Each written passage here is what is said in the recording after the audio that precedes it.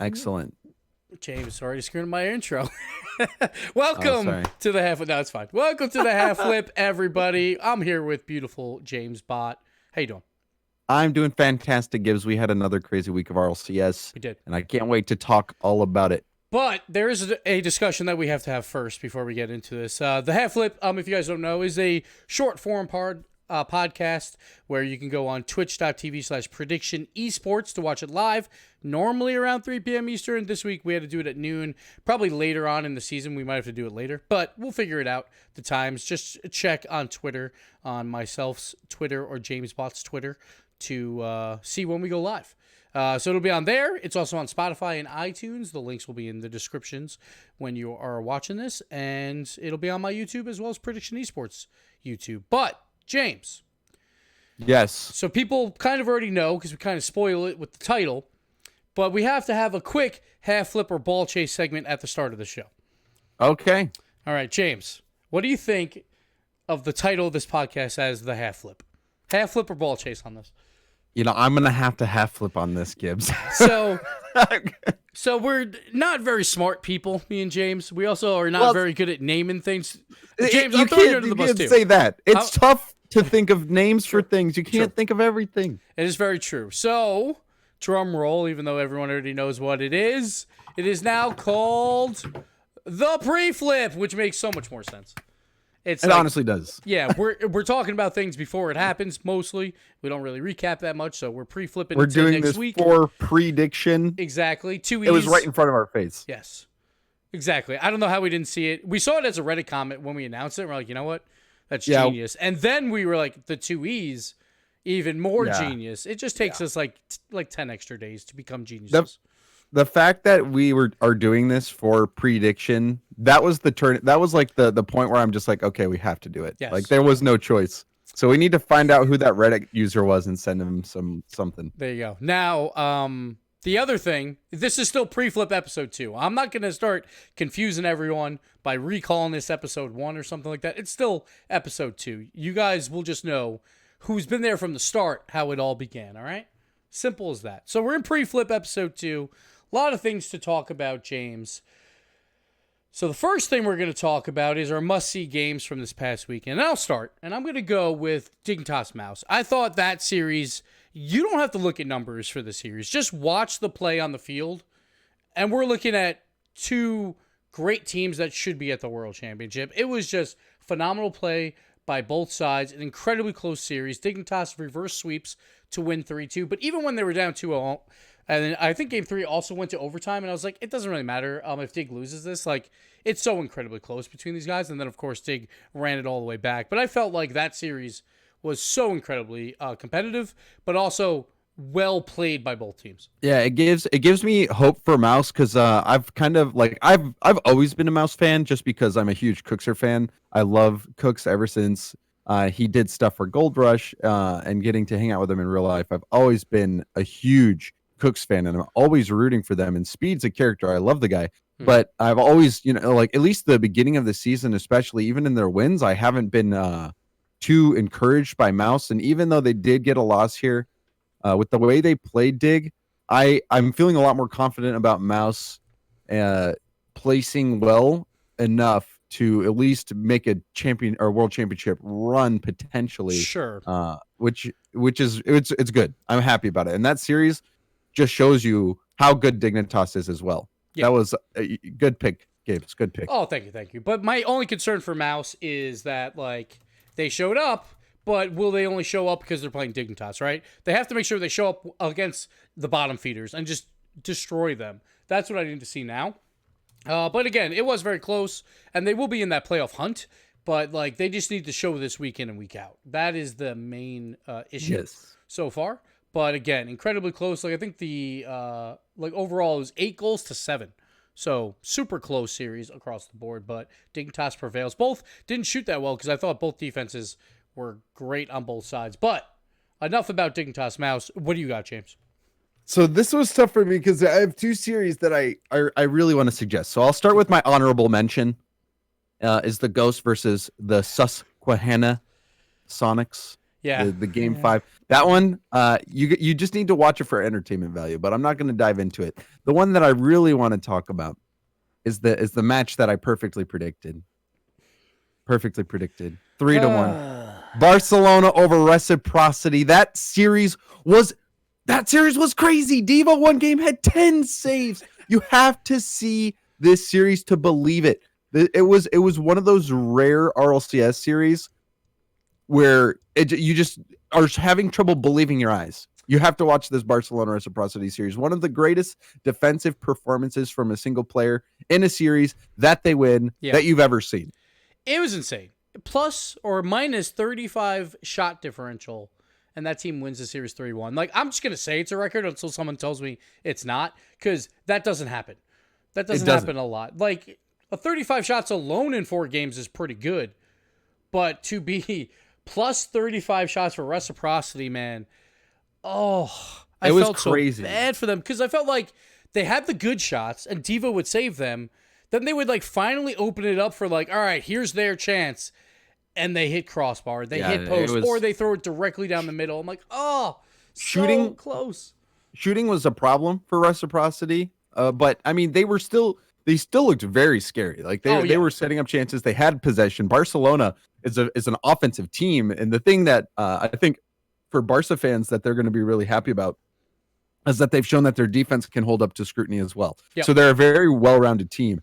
But for Reciprocity, you have to start to worry a little bit for Chaussette and how things are panning out for Chaussette, because so much of the team relies on him playing well. Yeah. And the dynamic's not there for Reciprocity, and it hasn't been there for a while when you're talking about the big stage. They obviously had that dismal World Championship performance, and now they're sitting at 2-2 in league play when everyone put them at number 1. And they've also lost to Veloce, and so I'm not saying Veloce is a bad team, but that is a game where if you're put at number 1 in Europe, you need to win that game. So it's interesting spot for Reciprocity now moving forward. Yeah, like that there was some of those chances where it's like, all right, Barcelona's on defense for like 2 minutes straight. They get out for one scoring chance and score. That just is so demoralizing for Reciprocity. So yeah, they've lost to now Barca and Veloce. They haven't played who at the beginning of the season we thought was the top 4, Mouse, Vitality, and Dig. So their schedule is not any easier going forward. They obviously will have some games that are a little bit more gimmies, but they still have a shot at top 2, but they have to take down these teams, like all 3 of those teams at this point. Yes, and one thing I need to say is watch the Flakes Proteus flick. Go look at that play. If you're just going to look at one play from that series, go watch that play. Yep. He's won me over. Okay. I respect the guy. I love him. Okay. He's good. He's great. Speaking of that, a fantastic transition into our new segment called The Soapbox, where this week I'm going to go on a little bit of a rant here, James, and we're going to talk about car choice. Because people are I love it. Because some people don't know the details. Yeah, I see it all the time on Reddit where people are like, oh, I'm just going to use Octane or I'm going to use Dominus. It's like, guys, it doesn't matter. None of it matters. Like, even Octane to Dominus when you're like in Champion, not even close to Grand Champion. I won't say that none of it matters, but go ahead. So I'm saying more for those lower level players where they're like, oh, it really makes my game different. I'm like, guys, you're not good enough yet for that really to make a difference. You are so savage, Gibbs. There is small differences, and as long as you know those small differences and you play, then it's fine. Like, yes. So like if I had an Octane and I'm going into a game, but like my car's actually a Dominus, but I think it's an Octane. Sure, there's some small differences there that will screw me up, but if you know going in, it really doesn't matter. Then of course, all the hitboxes are the same for all the Octanes, and there's like 35 of them in the game. It doesn't matter which car you choose. Choose whatever you want, because people are always like, I really like the Fennec right now. And I'm like, guys, it's the same car as the Octane. It doesn't matter. It's all placebo. That's all it is. Now, I know, James, you have one issue with the Scarab. Yes. So let's get to that talk. And I'm going to bring this up on the screen for people at home to look at here. This is something that I will also say is important to every car, because while the hit boxes are all the same, the handling is the same. The placement of the hitbox is what's important here. So this is why you can use different cars and get used to it. And it doesn't really matter what car you use as long as you use it a lot and you get used to the placement of the hitbox. So when people say that all the hitboxes are the same, I say yes, but you need to make sure whatever car you're playing on that the hitbox is in a spot where you're comfortable. Because for me, the Scarab, I just can't play the Scarab because I don't know how the ball's going to react because the hitbox is shifted so far forward that my dribbling is messed up. Okay. Like I can't dribble on the Scarab. I can't get the really, really slight aerial touches because there's some plays where you need to have pinpoint accuracy where you're hitting it with just the right part of your hitbox. And when you see there on the wheels, the hitbox is actually extended out to where the car doesn't even have, any part of it. So you're hitting it with the air. All right. So for me, because I don't play Scarab, I just wouldn't be able to get the really precise touches. Sure. That's my only thing. Now, I know you're an Octane main in terms of hitbox normally, but do you ever use the Dominus? No, I used to start out on Dominus. For me, it's just a play style thing. I get used to being able to dribble a ball off the wall or take it up the ceiling. And when I have a flat hitbox, I find myself driving underneath the ball too much. So I don't like to switch that much, but I have used the Dominus in the past. So now, James, you're pretty good at Rocket League. So I could see where it could matter for you. But people that don't aerial dribble, which is, 99.9% of the people, including myself, who barely ever like aerial dribbles, I don't think it matters as often, just because it's like you're probably not going for those small touches. Like, I don't even look at my car most of the time while I'm playing Rocket League. You just kind of know it's there and you know what you're about to hit it with. Like, I barely look at it. So that's why, like, hitbox to me, and I'm garbage, it doesn't matter as much. But the Scarab is the only outlier really for me. Sure. Yeah. Now my argument is, so we see here, like, on the Scarab, it's about like a box and a half, like according to this grid, where it's just open space where there is no car, but there is a hitbox. I'm just going to show you the Dominus for a second, which will take a little bit. I got to scroll through here. But the Dominus, if you look, the ball just eats into the bumper like crazy. And that's about a box and a half as well.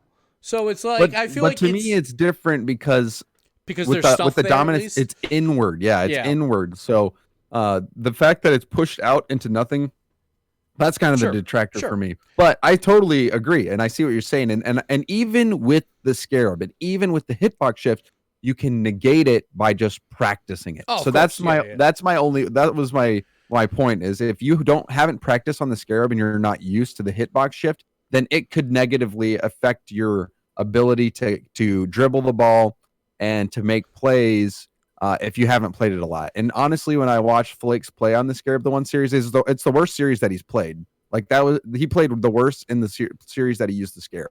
When he used the Gizmo, he was amazing. Yeah. And if you go... My argument for that is maybe slight bias too, of like, you're looking for those touches because you want to argue against it, maybe a little bit. But there was a couple. That would be a fun YouTube video, but there was he let a lot of them get away from him. Like it was, like I could tell. Maybe I was a little biased, but he if you go back and rewatch the series, it could have even been nerves. It was his first series. And to be fair, like I think we all have biases in different ways like that when we're watching a game where I'm like, I think TSM's garbage, and then when they do, like, I'm gonna emphasize all the times where they're just hot. You don't think TSM's that good? Yeah, I know. Surprising. So yeah. But my other thing, real quick, and we're gonna go back to my soapbox here, is like anyone that is not like pro level or at least like 1800 grand champ, somewhere around there. It's like, guys, it really doesn't matter. Just play with what you're comfortable with. But when people, so I saw this Reddit post, and this Reddit post, I don't understand. Maybe you can explain this to me, James, where he says, Cooks on the Batmobile is great and all, but like Mouse Sports could never win with 3 Batmobiles. What does that mean? Like, what does that mean? Why would Cooks use a Batmobile if for some reason on your team you have 3 Batmobiles, you're at a disadvantage? What does that even mean? I feel like people make up the weirdest things about hitboxes that just have no truth in it whatsoever. Like all the hitboxes no bearing on reality. Are viable. Yeah, and I'm like, it does. What does that mean, James? Please explain. I just think that it means that I honestly don't want to give any credit to it. Honestly, Gibbs, that is it's one of the dumbest comments that I've heard. The hitbox, it really doesn't mean anything. It really doesn't mean anything. As long as you're comfortable The with flat it, cars, yeah. as long as you're comfortable with it, it doesn't matter what you're driving. It really doesn't. It's just about being comfortable on it. You even see Turbo playing in the Skyline a while back. Yeah, Sad Junior playing in the Takumi.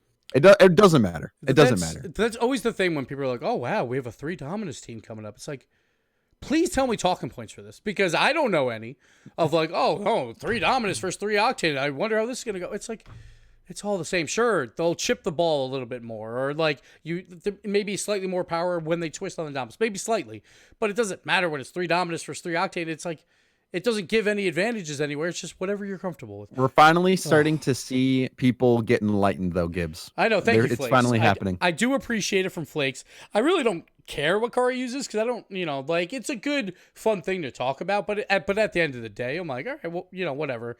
I don't care what people use, as long as the cars look good. I'm still going to use So the that's Fennec. Yeah, okay, yeah, that's fine. That's fair enough. But it's all placebo. And that is the one weird thing, I think, too, for the pros, where, like, there's a lot of placebo effect on them, too, which I'm surprised when you're that good that you still have that effect on you. But I guess it still happens. But that's the end of my rant about car choices. Just please don't go into Reddit and be like, if only Cloud9 used 3 Dominuses versus G2, they could have won it. Just please don't do that, because it doesn't matter. It doesn't matter. Whatever you're comfortable with, use. All right, James, I'm done with my rant. Do you have any last words on car choice?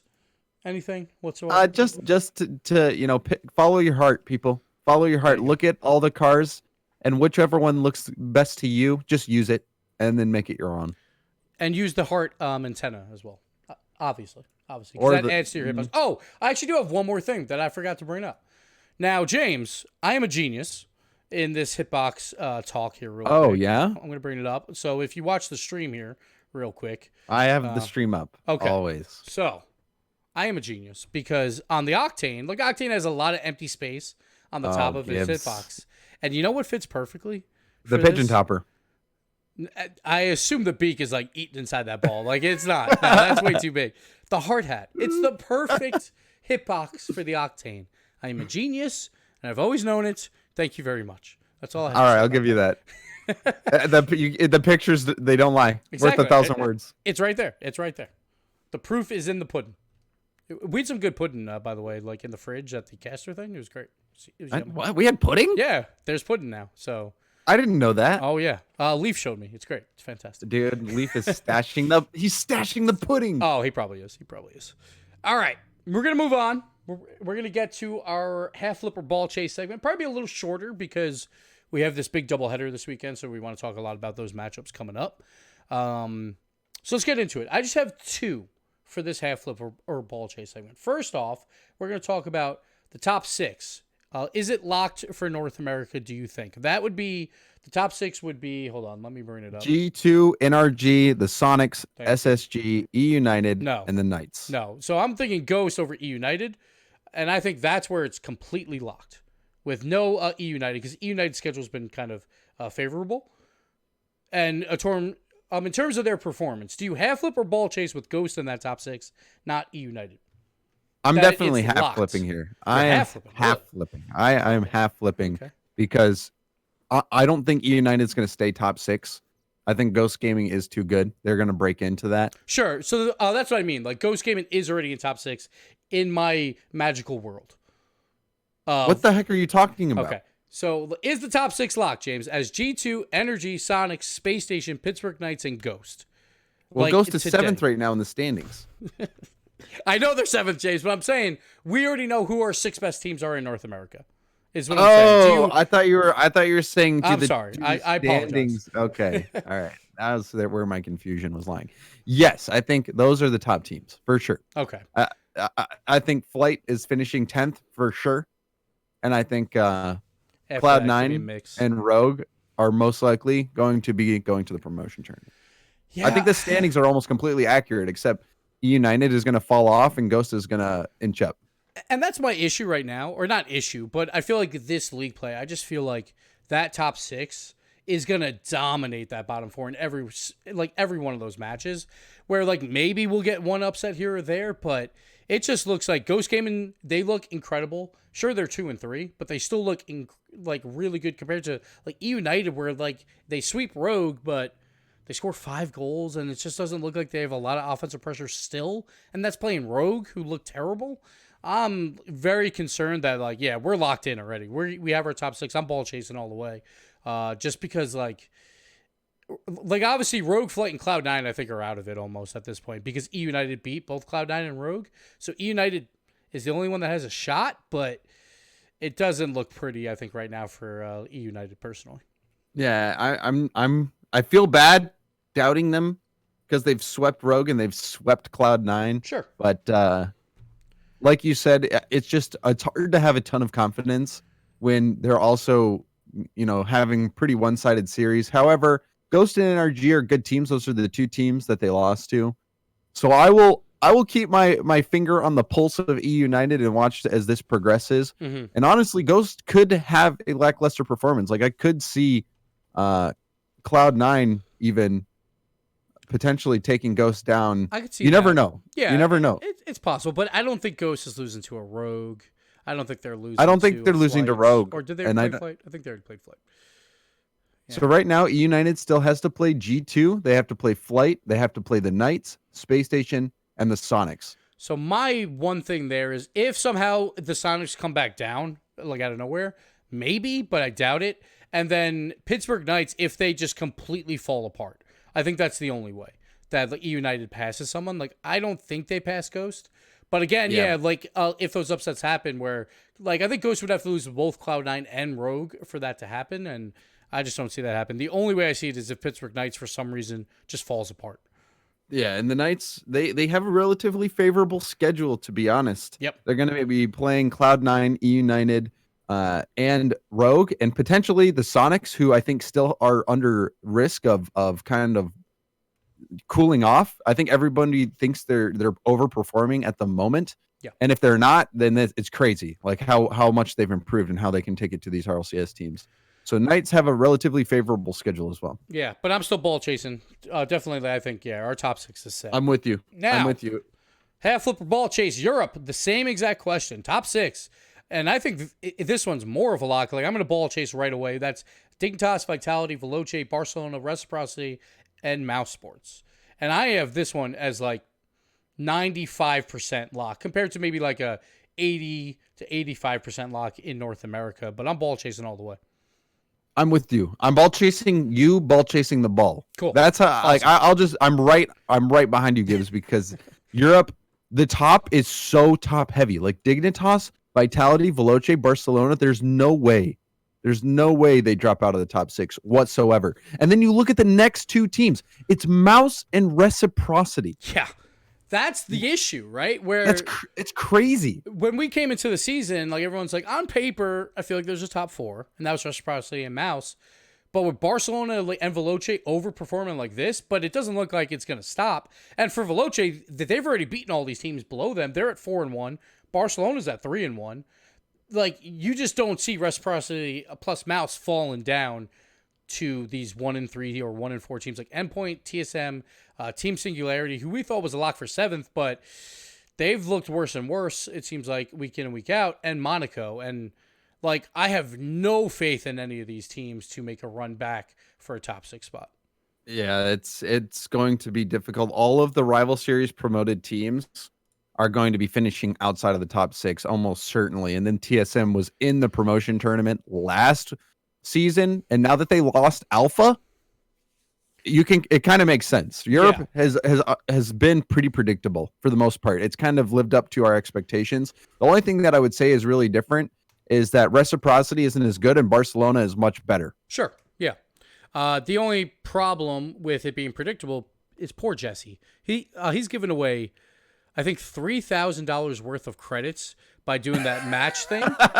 Like, so it's his own fault. I know, but like, so someone hit the other week, then someone hit on Saturday, and then someone hit on Sunday this week. So they hit on both days. Not the same person, but it was just like, oh, that hurts. I even noticed he's been like throwing in for his own generic prediction, just throwing in a couple series where he completely makes the opposite thing in case opposite prediction in case anyone's copying and pasting. Yep. So he's trying. I was like, man, Jesse. He needs to like ensure all of these competitions to try to hedge some of these bets. Yeah, it's rough, man. It's rough. But the one good thing for at least TSM, I think, out of all these teams, TSM has a favorable schedule down the road, at least a little bit. They get Team Singularity, they get Endpoint in these next 2 weeks or this one mega weekend. So if they beat both of them and then get an upset somewhere, Mouse, Rec, or Barca, maybe, but I still doubt it. I mean, TSM is 1-3 right now, so they would need a lot of help as well. But yeah, again, this top 6, like, it looks locked. But when it comes playoff time, again, like all those teams, like it's going to be coin flips everywhere. I feel like when we get there, like even if you're in 5th or 6th, I could see them easily, within 2 series to make it back to the top 4, just because all those teams are very talented. Just comes down to who is hot at that time, right? Mm-hmm. So we're still 3 weeks away from there. There's more depth, I feel like, in Europe. Sometimes, like our top teams, obviously, NRG is the reigning champs. G2 is looking good, but just looking at all of these teams from Europe is frightening. They are 6 world-class caliber teams. And at the same time, I wouldn't say NA is that far off. Maybe because Pittsburgh Knights has looked a little shaky, but Ghost, I think, could be a world-class team. They haven't shown it yet, but I think they have that potential. Pittsburgh Knights is a little rough. But they have the talent. They have the talent, but I don't know if they have the mindset to be champions. It's you have to be in the right mindset. You have to be able to get these wins, and Ghost has just lost too many series at the moment for me to put a lot of faith in them. Yeah, for sure.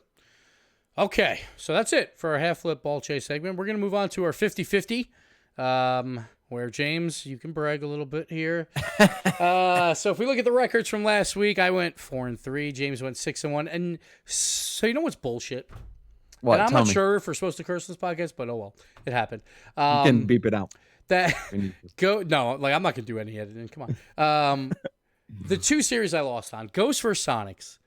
I think if everyone looked back, like, Ghost should have won that series, man. Like, they should have. Happened? And then you look at Rec Barca, a plus 35 shot differential. Like, James, if you came in and were like, all right, like, I'm going to pick Barca, but they're going to shoot 35 less times than Rec, I would put $1 million on that. I'd be like, you're insane. If you show me all the stats without the scoreline, then yeah, I mean, I'm thinking reciprocity won the game. I'm thinking reciprocity won the game. But to be honest with you, the series played out almost exactly like I was expecting, except for the number of shots. That was yeah. Well, that was a big deal, to be fair. But yes, it did go 3-1, like you said, and you said that multiple times, and I hate you every second for it. So you have a 2-game lead. Now we have to talk about the bet. We asked people on YouTube for the comments to see what we would do, and some people are a little bit crazy. So I think people think that we have way more ruling over this RLCS show, where they're like, oh yeah, the loser gets to pick what tie the other one wears at the World Championship. I'm like, guys, we're a professional show. Yeah. We can't just wear whatever we want. I'm gonna have Gibbs wear a top hat next week. Yeah, it's like I'm sorry, guys, we can't do that. So I did see one where someone wears a shirt with the other's face on it at Worlds, and we'll see if we do it during rehearsal or whatever. Or just make a video about it. Cold open. Yeah. See, again, James, I don't know if they would do that. I could probably pull some strings. Yeah, who knows? We'll see. So what we'll do is if I win, then James would have to wear a shirt with my face on it, but there's going to be a one-liner below. And that's where we need your help again on YouTube comments.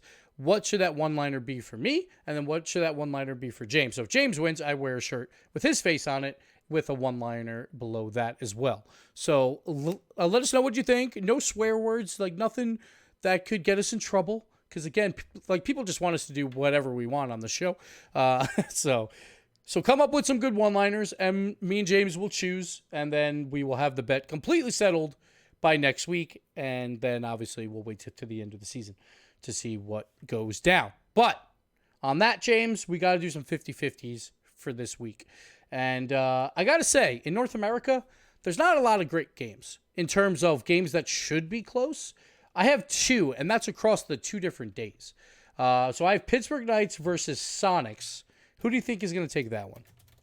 I think that this one is so tough. I'm gonna stay with the Sonics because Pack.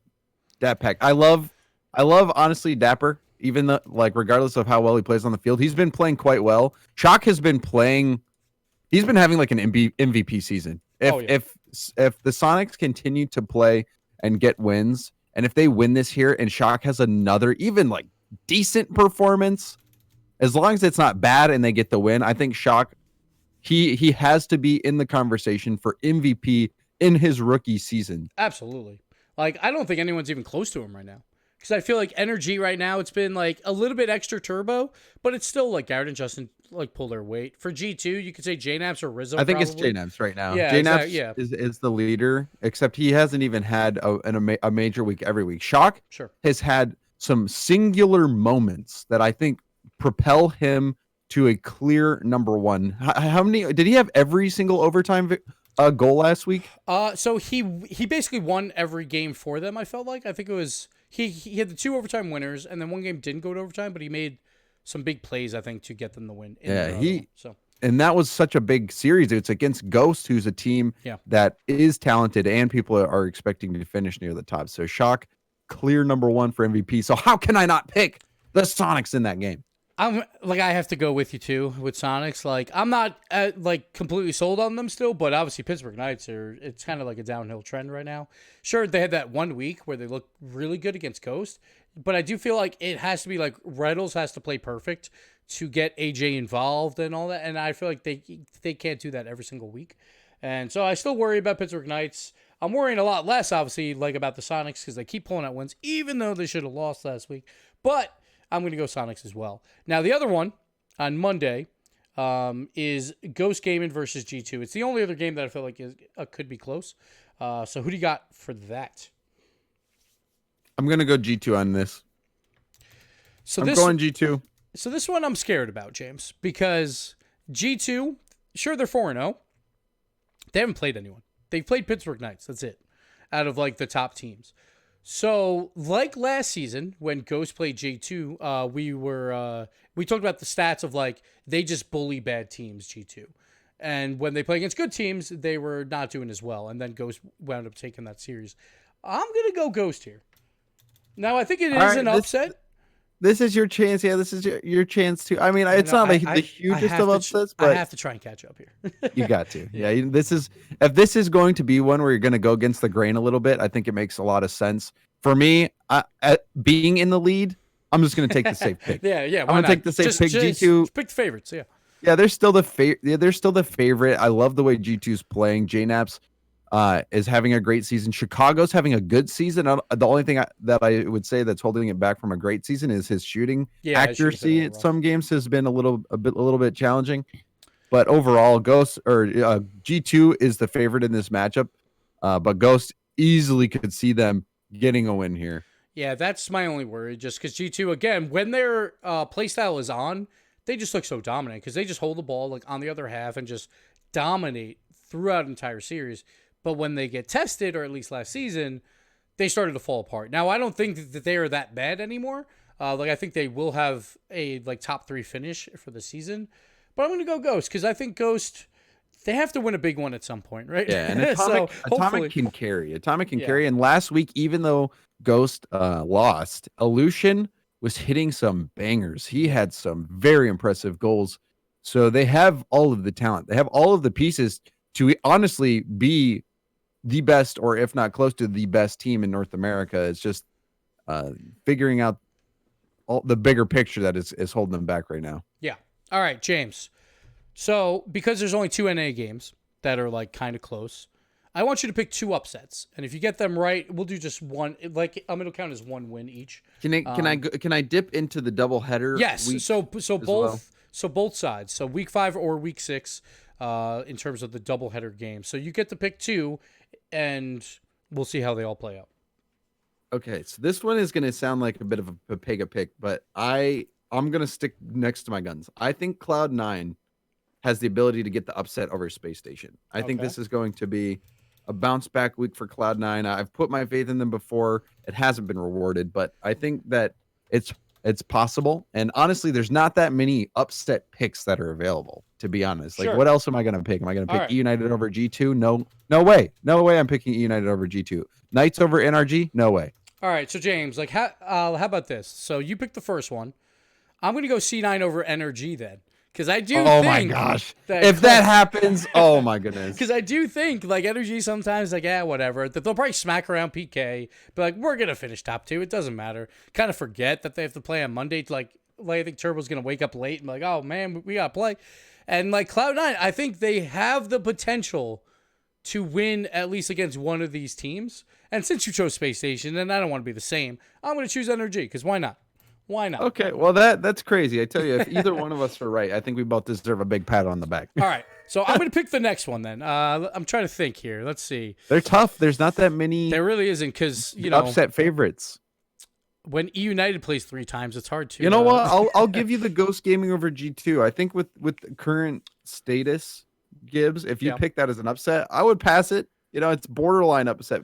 Yeah, but that was our 50-50 pick, so I can't pick that. So it's like this is just to see if one of us gets one random one right. You know what I'm going to pick? I'm going to pick Flight over E United. I mean, okay. Like I think it's an upset. It's an upset because they're dead last. Yeah, come on. It's still an upset. So I'm going to pick Flight over E United for my other upset just because E United plays so much on their own half. Flight, they never pass when they're on offense, but their solo plays are insane. I'm going to go Flight there. Okay. Yeah, I think for me, then I know it's hard. Looking at what's available, there's really not much. I mean, again, right, like these are bonus points, James. Like I'm gonna pick Rogue over the Knights then. Rogue over the Knights. Okay, like I thought that was probably my other one that I was thinking. So okay, Rogue over Pittsburgh Knights. In case Pittsburgh Knights, because if they go 0-2 on Saturday, that's rough. Because then they're like, oh man, we lost the Sonics and Energy. That they could be really demoralized going into Rogue, where Rogue is playing for everything at that point. Yes, to stay alive for playoffs, I could First definitely Killer see that happen. Has pop-off potential. Kronovi's playing well.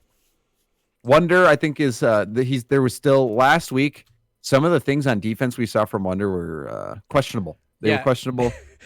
Offense was good. So it was so funny because it was I think it was Jorby. He just walks into the green room to James and Crowley, I think it was, right? Where he's like, man, Gibbs just called Wonder a clown. And that's all he says to you guys. Yes, yeah, and that's all he told us. Both of you just come out and you're like, dude, did you call Wonder a clown?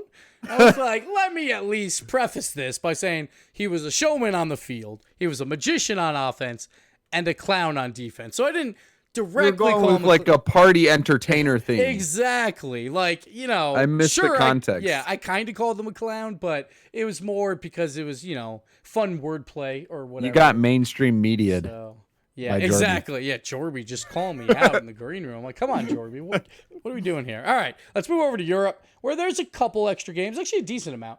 So let's try and get through these pretty quick. TSM versus Team Singularity. Singularity. Yeah, I know. Yeah. I don't even think we have to talk about this because I don't want to talk about TSM. So, okay we're going to move on. Reciprocity. Oh, wait. I don't know why I have Reciprocity versus Endpoint. Never mind. Yeah, Reciprocity. Yeah, we'll just write it in because why not? So it'll pad our records. And then when there is an upset, we will both look foolish. I want to make sure that's a game because I feel like Endpoint is a team that I think could pull off an upset against almost anybody.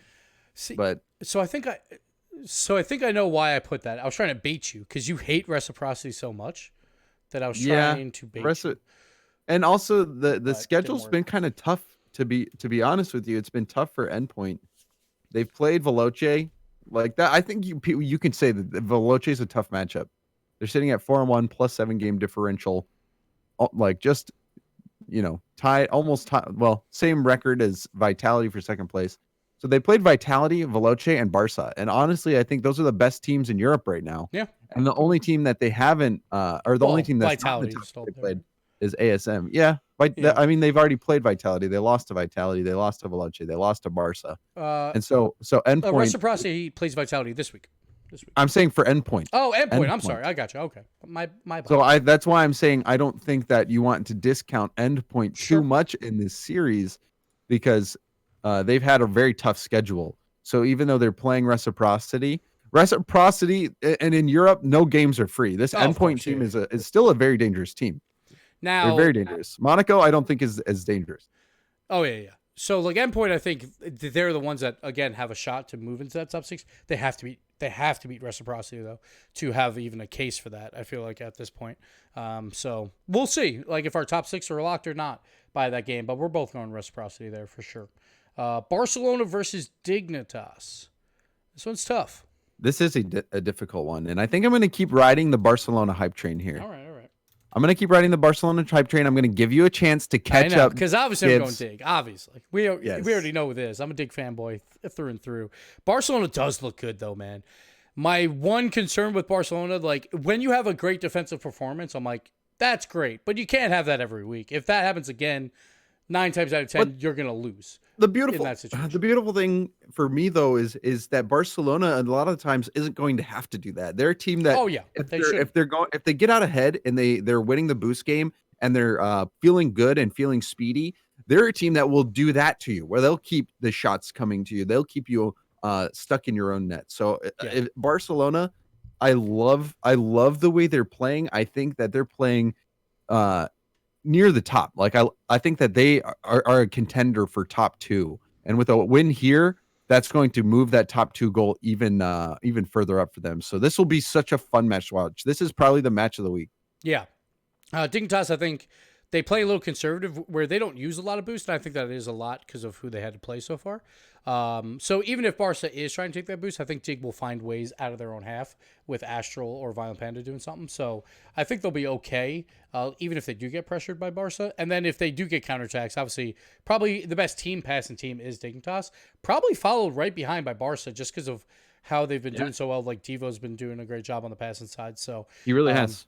It's going to be like, that is definitely, it feels like a top 2 match, or like who's like possibly number 1. I think the other number 1 I'm with you, that has a chance, Vitality versus Reciprocity. And I feel like you have to go Vitality here just based on what Reciprocity has shown lately. Vitality looks good, that they look strong. All 3 players are playing incredibly well. And if they're playing incredibly well, they're going to win games. It's just when they start getting on top of one another, when they lose that momentum, that's when they get inconsistent. Usually that's still enough to make it to the World Championships for them. When Reciprocity is inconsistent, that's where they fall out of that conversation for the World Championship, and that's where they are right now. Yeah, and a lot of these top teams are going to start to run into each other. Most teams, like Dignitas and Vitality, they haven't played yet. Mouse and Barca hasn't played yet. Mouse and Vitality hasn't played yet. A lot of these top teams haven't really played, so we're going to start seeing. We're getting into the home stretch here where the teams will start to sort themselves out. Yeah, and Vitality, that loss to Singularity might really come back to haunt them. But with Vitality, I think Alpha just started slow, and now that Alpha's feeling comfortable and he has a few weeks of good performances under his belt, Vitality, I think, has the most potential to be the best team right now. So I can't pick that. I cannot pick Reciprocity here. It's impossible. This week, too, it's like we're going to start seeing teams clinch playoffs, right? Or clinch at least their RLCS spot back for next season, just because of how many games are left. Where after this week, at most teams have 3 games left, and a lot of teams have 2 games left. So there's not much left to play. So now we'll move into the Monday games, where I think there's 2 big ones. Veloce versus Mouse. Who do you got there? So, Gibbs, I know you're going to pick Mouse here. I know, because I hate Veloce. You're not a big Veloce guy. Now, I don't hate Veloce anymore. I want to just put this out here that I like what Veloce is doing now. Like, over these last 2 weeks, and I did pick him to go 2-0 last week, which wasn't that hard because they're playing, lower-end teams. But I like Veloce a lot more with what they're doing now. But I still like Mouse more. So you got Mouse here, and I'll give you another opportunity to catch up just to make things interesting. You're so nice. I'm gonna go Veloce because I want to give them the respect that they're earning. I enjoy watching them play. I like watching Veloce play because, one, a lot of times things happen that you don't expect. It's always fun to be surprised. There was one play this past week where Cassio had bumped a defender into the ball right at the perfect time when the second defender was coming to challenge, and he got it by both of them. He pool shot bump pass to himself, completely getting it by the defense, and then got that ball passed into the middle. Then also shortly after that, kickoff goal for Veloce. They just manage to get goals when they are in dire need of them. Yeah, and they're clutch. The clutch factor is there for Veloce. So I just like watching the play. I like watching Freaky down in the middle banging shots off these passes from Flame and from Cassio. Mm-hmm. So they're a fun team. They're a fun team. Obviously, I'm not a huge fan of Freaky's Twitter game at times. How does he find something to complain about after a 2-0 week? That's what I wonder. He You know, always it finds keeps- some way to complain. Come on, It keeps Freaky. him fueled. I guess. He's a Oh, dude who uses man. that for fuel. I love it. I love it, and I hate it at the same time. Oh, Freaky. But I have to go Mouse just because, again, what Mouse did this week really sold me on that team. I expect that to continue. They played TSM the day before, so that's a great confidence booster right there. And then they go in and they'll play Veloce. So I think Mouse is beginning to fire on all cylinders, and I don't think that'll change when they play TSM. So I think they'll still ramp up to go against Veloce. But definitely, that game is very important for, like, will you be a 3-4 seed or a 5-6? And possibly a top 2, obviously. That's still, like, in the running, but that could matter a lot come playoff time, that matchup. But the final one, and what many consider the greatest Rocket League series in history, Vitality versus Dignitas from the last World Championship, that rematch. Who do you got here, James? This is a very, very difficult pick. I don't want to do it. I don't want to. All right, well, then I'll do it first, James. I'm going Vitality here. I think just what they're doing lately with all 3 players, like Fairy Peak's hitting his shots now, where I thought early in the season he wasn't. K-Dop is dishing the ball. Alpha playing so incredibly smart now, where, like, when he has time, he'll go for the dribble play, but then into a pass, not go for the solo plays. And again, I think that was the thing people were worried about coming into the season, of just like, he's going to continue to do his solo play style. It's like, no, he's got K-Dop and Fairy Peak. He knows he doesn't have to anymore. And that's a very, like the same thing that happened at Fairy Peak when he was playing with Pashy and he had his worst season ever. It's because he just couldn't trust. And I feel like for all 3 players on Vitality right now, they can trust in one another. I think they are slightly better than Dig right now because, again, Dig, very easy schedule. Then they go up against Mouse and they get tested and they almost lose that series. So, like, I think Dig is a very good team. I think Vitality's better. I'm going to go Vitality. You know, Gabs, I'm going to go with you on Vitality. Damn it, James. You're supposed to. I know. You know, to be fair, I've given you some true. chances. I've given you chances to catch up. And I said earlier, before the season when they picked up Alpha, that I thought this was going to be the best Rocket League team in the world. So I want to pick them here because this is where they really start to prove that. This is a very important matchup for top 2. Alpha has to have a good series here. This is one of the big reasons why you pick up an Alpha, is to get wins in this situation and get yourself that guaranteed spot at the World Championship. That can't be understated how valuable top 2 is. Yeah. It is so important, especially in a deep European region. So this is the series that where you're starting to pay the rent, pay the bills. Alpha's got to show up for this one. I think he's going to do it, and Vitality will get the win over Dignitas. I hope it's even half as entertaining as the World Championship Series was. We could see some fireworks. Yeah, we'll see how Astral does. I felt like Astral during that, like the greatest series ever. Like I felt like a Dig would have won that. Like if he didn't tilt for like 3 straight games. There was like one big mistake. I think it was game 3 or game 2, and then he tilted for like 2 extra games. And Vitality wins the ball. They're up 3-1, and then it's like, well, it's very hard to beat anyone 3 times in a row. So they wound up losing that series. Like I don't think Astral is like that anymore. He had a big week, some big plays versus Mouse, so it should be closer. But yeah, like, I think just like RV is firing on all cylinders. But there's always that potential from them to just kind of fall apart for a series, like these past 2 seasons have been. So we'll see what happens. It should be really fun. And then only 2 weeks left after that, James. We only got 2 weeks. Week 7, week 8. Not a lot of games left. Again, a lot of spots are going to be clinching soon for at least top 6.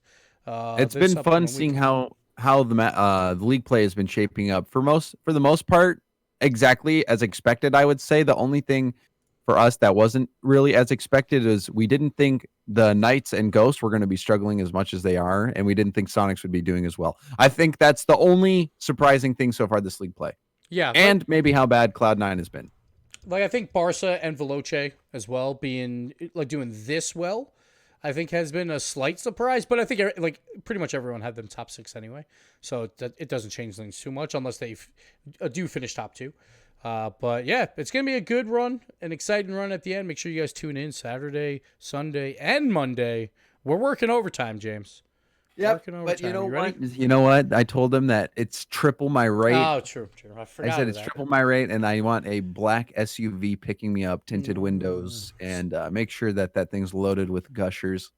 And I'm okay. I'll be okay Okay. working. See, I actually get double the rate when it's daylight savings time because for us on that European broadcast, we got to wake up an hour earlier. Gosh, I'm That's so gonna be not fun. looking We have forward to to get up that. at like 5:30 a.m. Oh, that's gonna be grand. Well, And then it'll that be leads 6:30. into the next day where we have the double header. So, It's going. yeah. This is going to be a nightmare of a So, weekend. so I actually get double pay on Sunday plus a lot of beef jerky. So that's what I get on Sunday. wait. But you get gushers on Monday. So all right, Yeah. we'll have to share. We'll have to share for sure. All right, yeah, we'll get some bartering in. But that's it for the pre-flip, not the head flip, episode 2, brought to you by Prediction. That is 2 E's, and it's the same in the name, the pre-flip, 2 E's. Prediction Esports, that is their Twitch. Go check it out. We are live every Tuesday. Times change sometimes. We're going to try and hit 3 p.m. most of the time, but we'll let you know on Twitter if that changes. That's Gibbs000, and go Jamesbot Go on Twitter.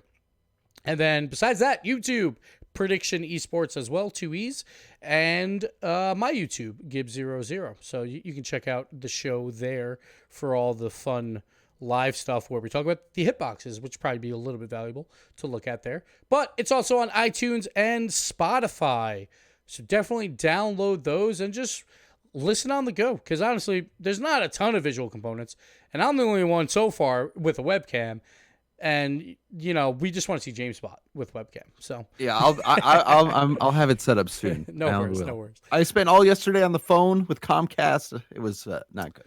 That's always fun. Yeah, a bad internet is something you never wish on anyone. No. Not your worst enemies. It's terrible. But that's it.